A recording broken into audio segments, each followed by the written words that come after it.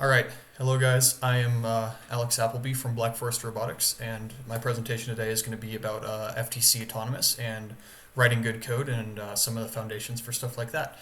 So let's get started.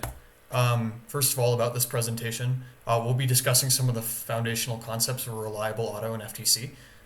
That's what this presentation is going to be all about. This will be sort of quote-unquote language agnostic. It'll be as language agnostic as possible. So we'll spend most of the presentation talking about a lot of concepts in general. And then we'll show you some examples from both Blocks and Android Studio Java, so you can see a bit of example code and see how these two languages compare. I'll try to focus on a lot of the stuff that you can't just look up. There's a lot of good documentation out there already for getting started in Blocks, getting started in Java, and we want to make sure we spend this time as usefully as possible and give you stuff that you can't just figure out by reading the docs. So we're going to be talking a lot about some of those things that sort of those best practices that you might not know from reading a lot of the documentation. If you're watching this live, there will be a Q&A after. If you're watching this in YouTube, comment section, and we'll answer any of your questions that you have. We don't write in Blocks, by the way. We write in Android Studio Java and have for pretty much all the time. Move this. So take what we say about Blocks with a grain of salt. Take our example code for sure with a grain of salt, because it might not be entirely correct, and we don't necessarily know a ton about Blocks. We learned it just for the purpose of going over this presentation. So let's get started. First thing, let's talk about these two languages, how they compare. Here's how you should pick a language. So if you don't know Java and you don't really have any interest in learning it, or you don't want to invest a lot of time and resources in trying to learn Java, then Blocks is probably for you. And then if you do know Java already, or if you want to learn it, and you're already in the process of learning it this season, then Android Studio Java is a great option. Blocks is very simple, very easy to use, very easy to get started with, and it's also still, you can do a lot of stuff with it. It's not powerful at all. It's certainly it's a fairly powerful language. You can absolutely write a competitive auto with it, but Android Studio Java has a very, very high ceiling compared to Blocks. You can just do a lot more. It's very powerful, and there are tons and tons of options with it. And so if you can, we definitely suggest you make that jump to Android Studio Java, and the second half of this presentation will be all about the things that you can do in Java that might make you want to consider switching over from Blocks to Java. There is a third option, by the way. It's called on-bot Java, and it's basically Blocks, except you write in Java. So you'll type it out as if it's Java. I wouldn't bother with that at all. If you have the capability of doing on-bot Java, if you know Java, you should move all the way to Android Studio Java, just because there are so many more options in Android Studio Java. So I would stick to either Blocks or Android Studio.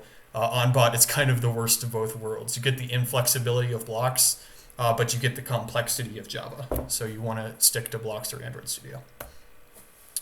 So before we start, there are sort of two key principles you should keep in mind. And the first thing applies to just about everything in FTC, and that's keep it simple. Keep it as simple as possible. And this is the key to building a winning robot and writing winning code and having a winning team in FTC. You want to see simplicity as the key to a good season, and you want to see any additional complexity you have to add to your code or to your robot as sort of a sacrifice.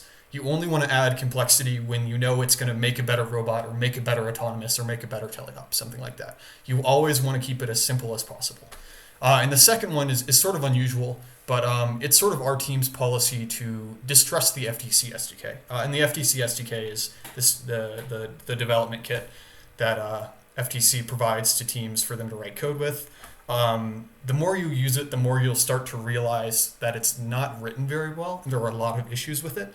And there are a lot of things that are built in that you can use, but you should opt not to when possible. And we'll talk about some of these things in this presentation. But when possible, you want to trust the FTC SDK and do things on your own.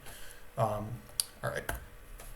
So let's get started talking about hardware. Initializing motors. We'll talk about directions and run modes too. So the first thing you're going to do in basically any auto is initialize all your hardware.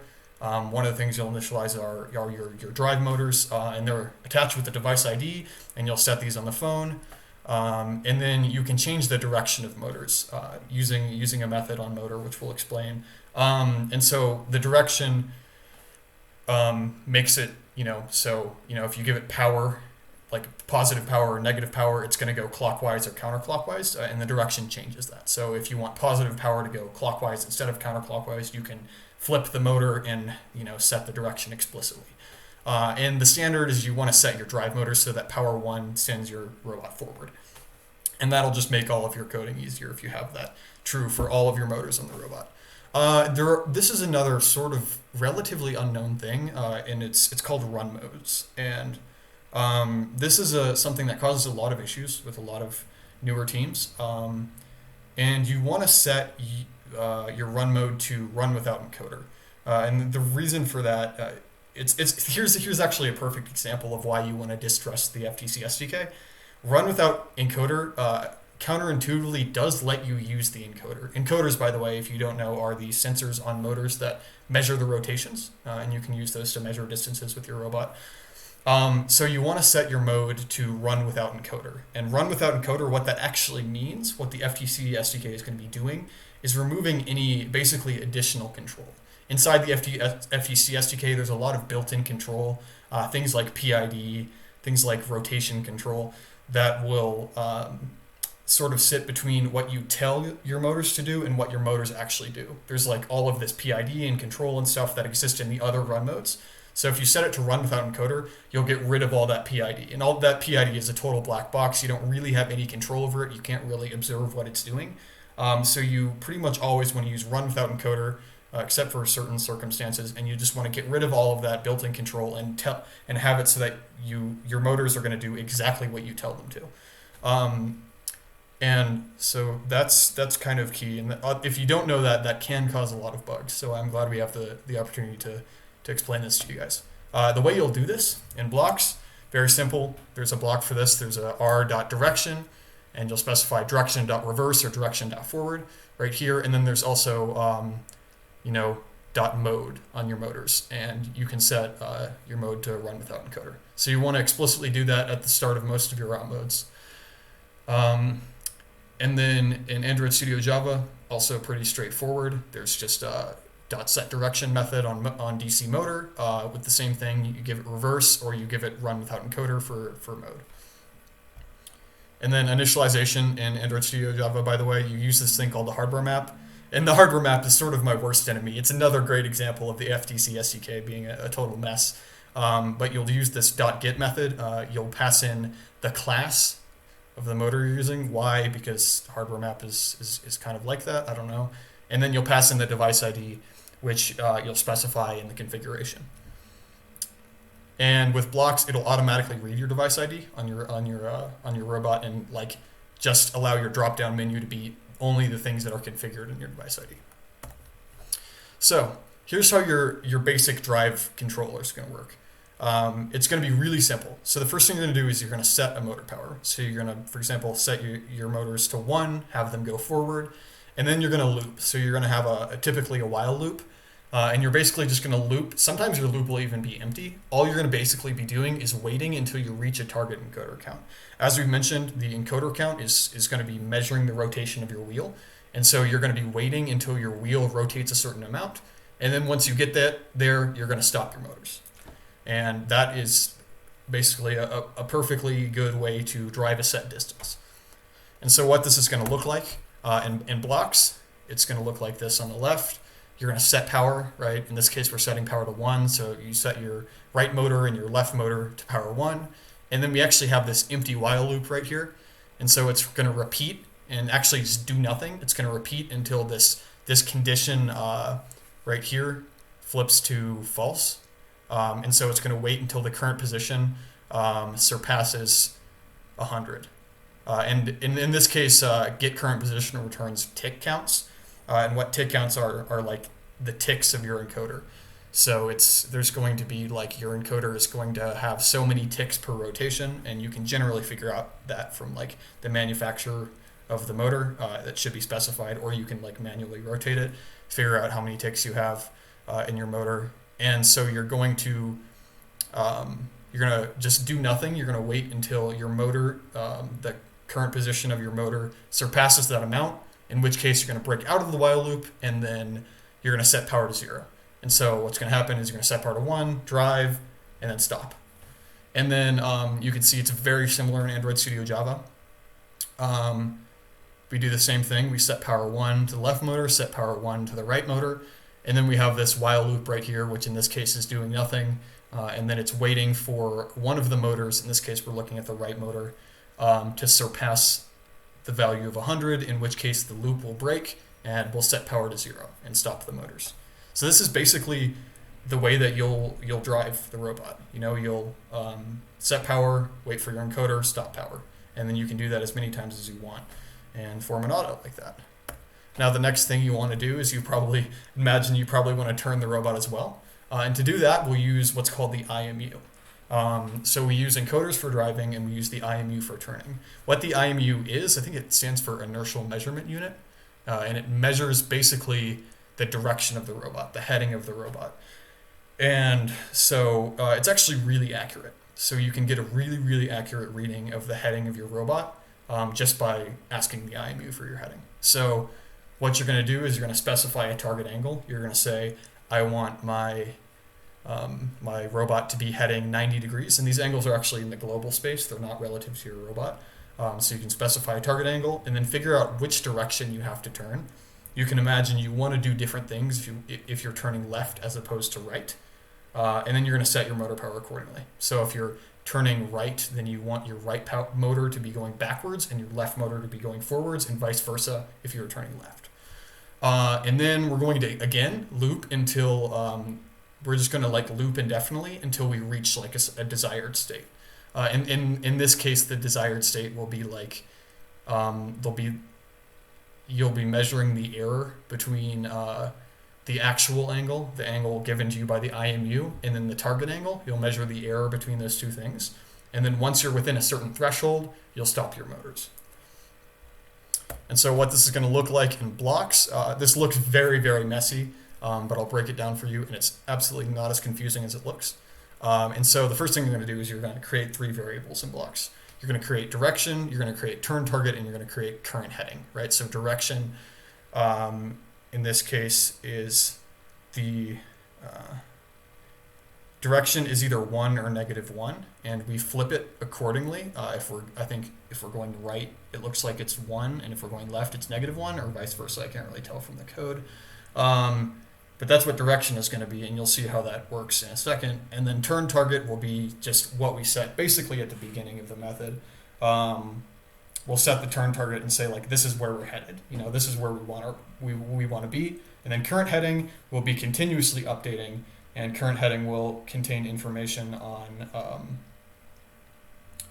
on the current heading of the robot as given to us by the IMU. So first thing we're going to do at the top of this code right here is we're going to set the turn target to something like 90. In this case, it's 90. Obviously, that would be variable. If you want to turn to a different location, then you're going to set that accordingly. You're going to set your current heading, and you're going to call IMU. You'll see this block right here. What this is going to do is reach into the IMU and call this absolutely grotesque get angular orientation method. Again, this is another place where the FTC SDK is pretty lackluster. The IMU interface is super, super bloated. It's super confusing to read and difficult to use. And there are solutions to that, as we'll talk about later in the presentation. But right now, you'll just have to get used to using that get angular orientation method, which takes all of this crap. I would look up the documentation, and you should be able to figure it out. It just takes a bunch of inputs, and you have to give it the right stuff, and then it'll give you the heading back. And so we'll set current heading to that value. And then this next block, this if block right here, we're going to look at the current heading, and we're going to see if it's less than or greater than the target.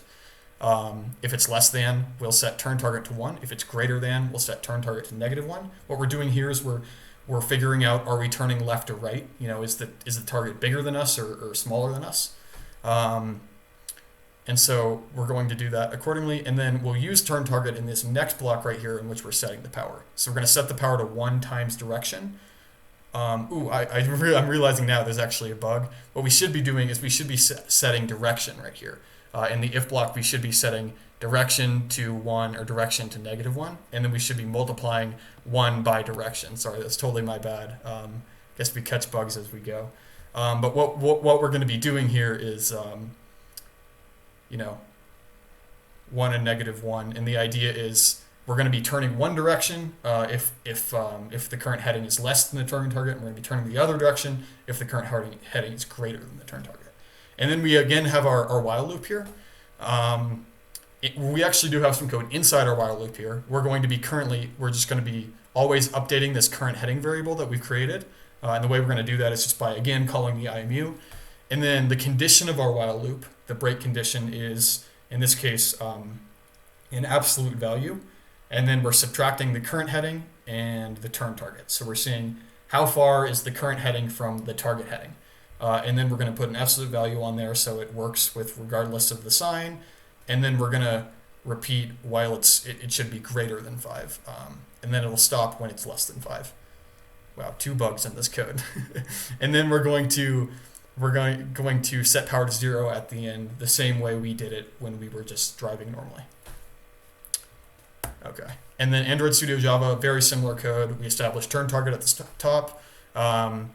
We find our current value just using the IMU. It's a bit easier to do this in Java than it is in blocks. We establish our direction. Direction is 1 or -1. This is correct right here. We don't have that bug in here. We are setting direction to 1 or -1. And then left motor dot set power to direction times 1 and then direction -1. Again, the idea is if we're turning left, then direction is -1. If we're turning right, then direction is +1. So it's going to sort of flip the value here. We again have our while loop with our absolute value. We'll find the difference between the current angle and then the target angle, and then we'll check if it's in some threshold, and then we're going to set the power at the very end of the loop and stop. So there you go. That's how you drive, and then this is how you turn. So the next simple improvements we can make, you can imagine there are tons of different ways we can improve this basic code right here. Probably the first one that we could do is we can put this code into a method, right? So we're not like copy pasting this code all the time. And the idea is we can just have like a drive method, and that drive method is going to call, this code right here, and then we can reuse that drive method as many times as we want. We can pass in a distance. Maybe we can pass in a power. It'd be good to parameterize both those things so we can change how fast we're going and what distance we're going. Yep. And then the other thing we can do is what I just said. We can make motor power a variable or an argument. So the idea is you specify your motor power ahead of time, and then you pass it into the method when you call it. It's a great idea to log values during your loop using telemetry. So you can telemetry add data for something like your IMU value as you're turning. You can watch your robot turn, or you can measure your encoder values to see how far you're going. You might imagine you probably want to drive in reverse too, so you can make some changes that will make this code work in reverse, and it'll sort of look similar to how our turn code works. And then the other great thing that you can do is instead of using one encoder value, you can average out your encoder values, right? So in the case above, we were just using, right here, we were just using right motor.get current position, or R current position. You do have your left motor too. So in this case, you could average out your right and left motors, and you'd probably want to do that in your while loop. You can average out your two encoders and then compare that to the threshold instead of just using one. Or if you're running 4 motors, you can use all 4 or something like that.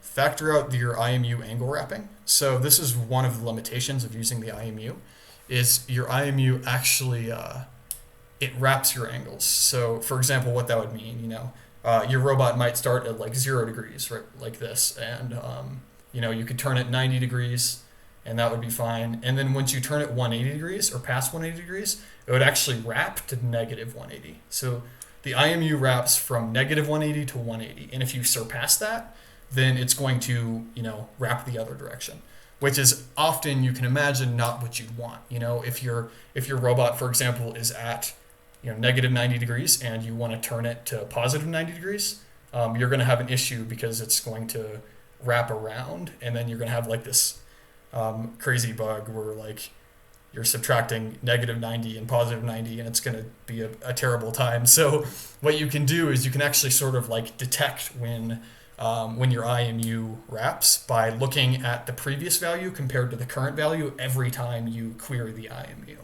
And so you can figure out, if the previous value minus the current value is something really big, if it's greater than 180 degrees, for example, you can basically add in 360 degrees or subtract out 360 degrees respectively to effectively undo that angle wrapping.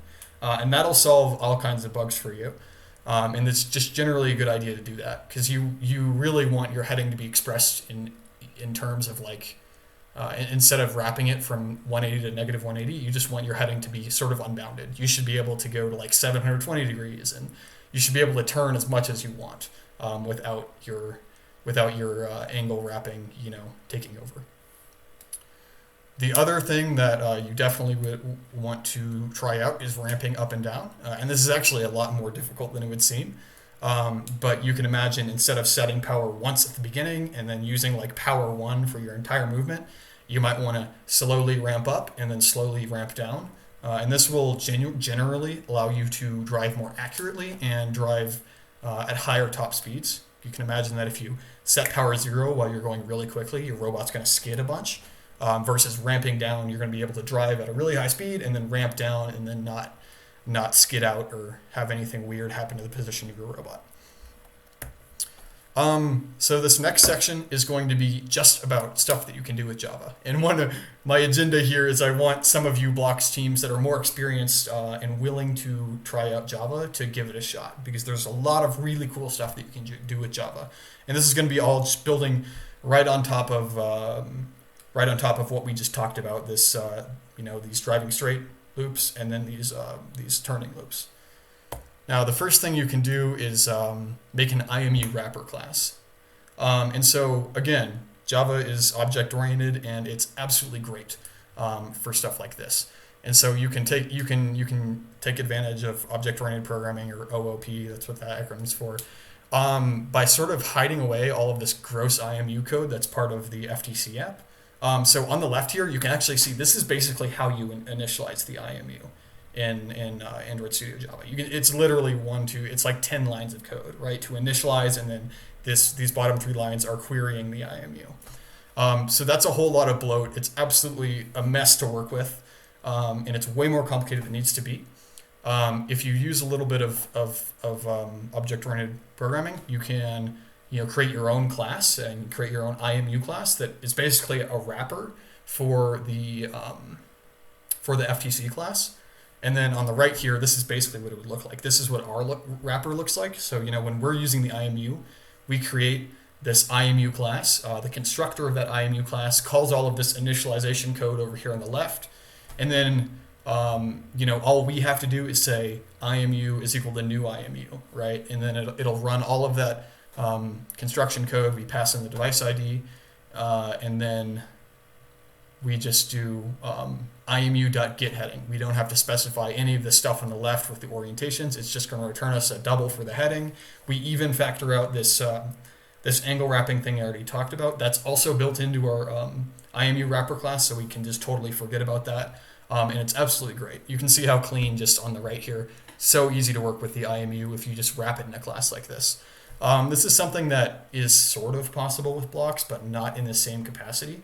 And again, it's just one of the places where Java is so strong. You have this object-oriented programming, which is just really, really strong at organizing your code in ways just like this. So you should give this a shot, and it absolutely makes your code super clean to work with. Now we can keep on going even further with object-oriented programming and make just a class for your entire robot. And so, for example, the idea is you'd have one robot class. You can create an instance of that class, and then in every autonomous you have, every teleop you have, every time you use your robot, you actually just create an instance of your robot, and then you use certain methods, right? So you could have like your drive straight method on your robot, or your turn method, and that would perhaps contain the code that we had earlier on in this presentation. And then that way, all you have to do, first of all, the first thing it does is it factors out all your repeated code, right? So you're only going to have to initialize your robot in one place, and that's the constructor of the robot class. And then every blue auto, red auto, teleop, park auto, they're going to call that constructor and then do that initialization automatically. You'll only, if you add a motor to your robot, if you change the device ID, if you add a servo, change the direction of motor, you only have to do that in one place, and it'll update for all of your autonomouses. Again, just the power of object-oriented programming. So this is another really, really great way to do that. And what that's going to look like actually is really cool. So this is basically, if you use object-oriented programming and create a class for your robot and then create an instance of that class, this is basically what your op modes are going to look like right here. So you'll have, you'll at the very top, you'll create your robot, right? All of the motors, all of the servos, everything in your robot is created when you call new robot, right? You wait for start. As you do in a linear op mode, and then all you have to do is this bot.drive, right? If you want to drive the robot straight, you just tell robot.drive straight, right? And then you pass in a distance, robot.turn, pass in an angle, robot.drive. This is basically what your autonomous is going to look like. It's just so clean and so easy to work with, and that's just the beauty of object-oriented programming. The other thing that you can do with Java that's absolutely recommended and really powerful is you can use Git with it. And Git is a version control system, and it does a few different things. Version control does. The first thing it does is it allows you to collaborate on code, right? So for example, me and our other software guy, Andrew, we both work on the same code base for the entire year, and we're making changes all the time.